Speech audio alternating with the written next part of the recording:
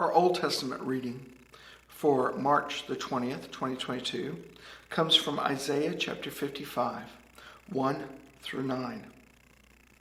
We've already had Isaiah proclaiming the suffering servant and the restoration of the people.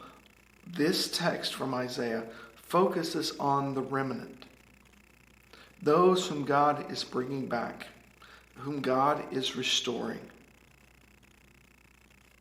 And God is asking for those remnant to walk by faith, to call on the Lord while the Lord is near, and to follow God even though we may not understand. Understanding is not a prerequisite for salvation. Faith is a prerequisite for salvation.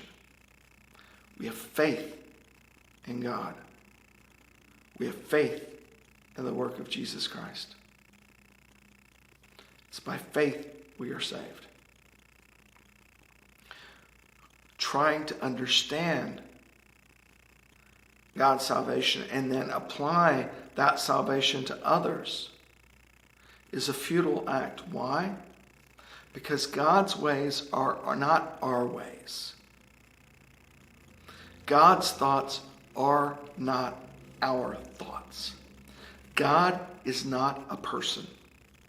No matter how many ways we describe God through anthropomorphic terms, he or she, we talk about God as feeling or thinking or doing, but God is beyond us.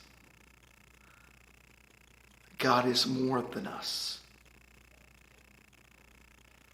And yet God became one of us in Jesus to experience our limited thinking, our limited experience of the world. But God is so much more than that.